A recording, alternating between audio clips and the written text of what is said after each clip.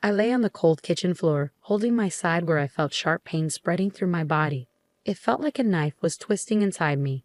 My 7-year-old daughter, Lily, stood nearby, her small face showing how scared she was.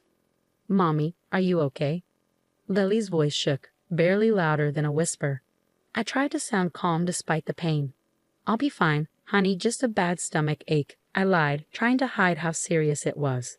Footsteps echoed through the hallway as my husband David appeared in the doorway. His face showed annoyance instead of concern. He was ready for his trip, holding his suitcase. "What's going on, Evelyn? Why are you on the floor?" David asked, sounding annoyed. "I think it's appendicitis, David. It's really bad. We need to go to the hospital," I managed to say, each word hurting me. He scoffed. "Appendicitis? You're probably overreacting. It's likely just indigestion." "But David, I really think—" My words were cut off by a sharp pain, making me wince. David checked his watch, clearly impatient. "I can't miss this trip with Rachel. Just call a taxi or something." I couldn't believe it. "David, I can't even move. Lily's here. I need you," I begged, desperation in my voice. He shook his head, not caring. "I'm sure it's nothing. Call if it gets worse." And with that, he left, his suitcase trailing behind him. I was left alone in pain with Lily. Lily's small hands found mine, her tears matching my own. "Mommy, don't be sick. You have to be okay." I gathered what little strength I had and pulled Lily close. "I'm here, darling. Mommy's here." With David gone, I knew I had to act. With shaking hands, I grabbed my phone and called the only person I knew I could count on, my brother Michael. The phone rang, its sound piercing the quiet kitchen. "Hello," Michael's voice came through, a beacon of hope. "Michael, it's Evelyn. I need help. I think it's appendicitis. I can't move and Lily is scared," I managed to say, each word a struggle. There was a brief silence, then Michael's voice, calm and steady. "I'm on my way. Hold tight, Evelyn. I'll be there soon." Leaning against the cold tile floor, I closed my eyes, trying to endure the pain. Lily nestled close to me, a small comfort in the midst of turmoil. In that moment, a determination grew inside me. David's abandonment during my crisis wouldn't be forgotten. It was a deep hurt, a betrayal that marked a turning point. As I waited for Michael, one thing became clear: things would change. In the hospital bed later, surrounded by sterile walls and beeping machines, a sense of calm settled in. The surgery for my appendicitis went well, but David's emotional absence still stung. I had called my parents to care for Lily while I recovered, their voices filled with concern and unspoken questions about David's whereabouts. 3 days later, I was back home, the physical pain now a dull reminder of the recent ordeal. Lily greeted me eagerly, her face lighting up at my return. "Mommy, you're back. Are you all better now?" Her innocent question warmed my heart. "I'm getting there, sweetie," I replied, hugging her tightly, grateful for her presence. The peace of our reunion was shattered the next day by the slam of the front door. David and his sister Rachel burst in, their voices filled with frustration. "Why didn't you pick us up yesterday? We had to spend extra on a taxi and train fares." David's accusatory voice rang out as he entered the living room. I felt a surge of anger at his boldness. "Welcome back. Must have been quite a journey," I said coldly, locking eyes with him. David halted, taken aback by my icy reception. Even Rachel seemed surprised by the tension. "What's with the attitude, Evelyn?" David demanded. I couldn't hold back anymore. "While you were enjoying your trip, I was in a hospital," I said, my voice steady but simmering with anger. "And you, Rachel, always demanding David's time without considering his family." Rachel flushed and David appeared bewildered.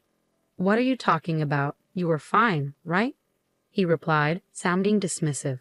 "It's not just about being okay, David. It's about being there when your family needs you," I shot back, my frustration boiling over. Before David could respond, the living room door swung open, revealing Michael, our parents, and David's parents. 14 eyes, filled with varying degrees of anger and disappointment, fixed on David and Rachel. "Why is everyone here?" David's voice faltered, his confidence waning under their collective glare. Taking a deep breath, I channeled my pain and betrayal into words. "David, you left Lily and me alone when we needed you the most. I had to go to the hospital, and you weren't there. I've told everything to our families. David seemed to shrink under the weight of my words, his usual bravado absent. His eyes darted around, searching for support but finding none. It's not just about this one incident, David. It's about all the times you've prioritized Rachel over your own family, my brother Michael added, his disappointment evident in his voice. Rachel, typically confident, appeared uneasy, shifting her gaze between the floor and the upset faces around her. David attempted to defend himself, offering excuses and justifications. The confrontation grew heated, tension thick in the air. But for me, it marked a turning point. I realized I couldn't continue living in the shadow of David's neglect. It was time for change, time to assert myself and protect Lily. The meeting concluded without resolution, but the message was clear. I had the support of both our families, and David's careless facade had been shattered. As they departed, David's parents glanced at me with sympathy, silently acknowledging their son's shortcomings. That night, as I lay in bed, the events of the day replayed in my mind. I felt a mix of emotions, anger, disappointment, but also a newfound strength. David had revealed his true self, and I knew it was time for me to take charge of my life. The days following the confrontation were tense with unspoken words. David tried to act as if nothing had changed, but the atmosphere between us was heavy. I spent that time reflecting, realizing the depth of my discontent and the necessity for change. The decision I reached wasn't easy, but it felt crucial, like a breath of fresh air after being stifled for so long. One evening, while David casually flipped through TV channels on the couch, I approached him with a folder in hand. My heart raced, but my determination held firm. "David, we need to talk," I said, my voice steady. He glanced up, a hint of annoyance crossing his face. "What now, Evelyn?" I took a deep breath and handed him the folder. "I want a divorce." David stared at me, disbelief and mockery flashing across his expression. "Divorce? That's absurd, Evelyn. You're blowing things out of proportion." I shook my head, feeling a surge of empowerment. "It's not an exaggeration. I've thought long and hard about this. You've consistently prioritized Rachel over me and Lily. I can't continue like this." David sneered. "You think you can manage alone? Don't be naive, Evelyn." His words were meant to hurt, but I stood firm. "I'm not naive, David. I understand what this means, but I'd rather face uncertainty than continue feeling invisible in my own marriage." He laughed, a cold, bitter sound. "Good luck, Evelyn. You'll regret this once you realize how tough it is out there." I felt my anger rise, but I kept my composure. "I won't. This is my decision, and I'm sticking to it." For a moment, David seemed like he might argue further, but then he shrugged, a smug smirk on his face. "Fine, have it your way. But remember, I warned you." As he turned back to the TV, dismissing me once again, I felt a whirlwind of emotions. There was fear, certainly, but also a powerful sense of liberation. I was finally taking charge of my life, stepping out of the shadows. The next day, I started the legal process for divorce. It was overwhelming with all the paperwork and legal steps, but I was determined. My parents and Michael were supportive, offering help and encouragement. During this time, David's true nature became clearer. He was dismissive and uncooperative, trying to intimidate me into giving up. But I stood my ground, strengthened by my family's support and my growing sense of strength. As time went on, David's facade began to crack. The charming, confident man I married revealed himself to be selfish and manipulative, his true self exposed. The divorce proceedings were challenging, but I faced them bravely, each forward step a testament to my newfound determination. I was no longer the woman who lay on the kitchen floor, ignored and in pain. I was reclaiming my life, my dignity, and my happiness. The divorce process was exhausting, marked by David's constant attempts to undermine and demean me. In our meetings, he would sneer and make hurtful remarks about my parenting and my future without him. But instead of letting his words defeat me, they fueled my determination to break free from his toxic influence.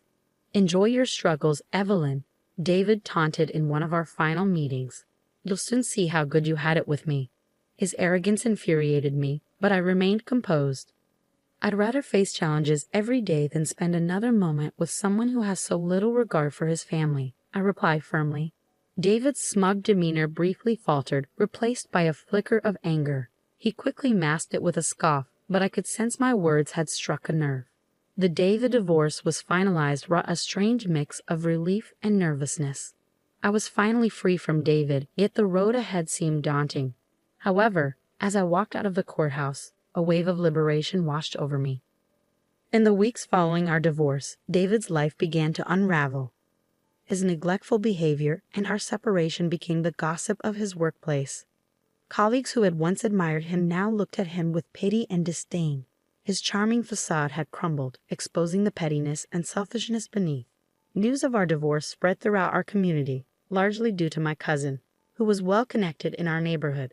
David, who had always cared deeply about his image and reputation, found himself the subject of hushed conversations and judgmental stares. Rachel also faced criticism. Her role in our marital problems was now public knowledge, and friends and neighbors began to regard her with suspicion and disapproval.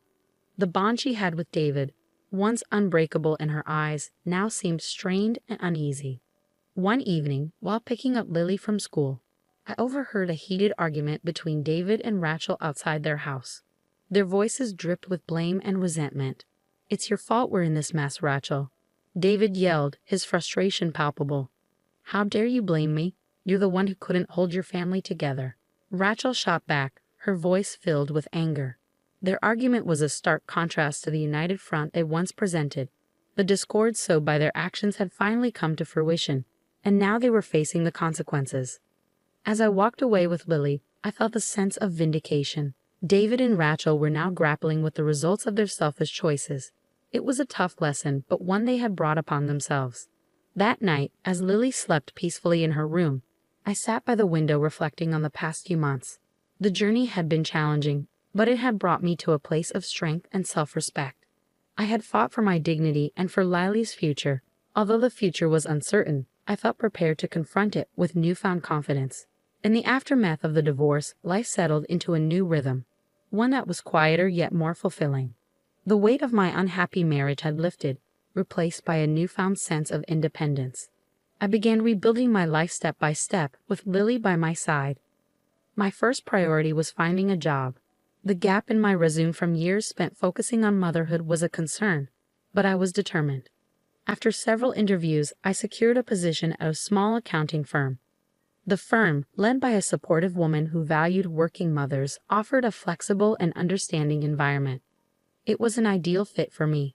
Lily embraced the changes with the resilience that only children possess. She started kindergarten, making new friends and eagerly diving into learning.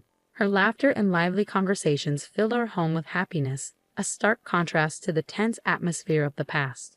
Yet despite these positive changes, reminders of my past with David lingered. One afternoon, while dropping Lily off at school, I overheard a group of parents whispering, "That's her, Evelyn. Her husband left her because he couldn't stand being around her anymore," one of them said. Their words stung, but I held my head high.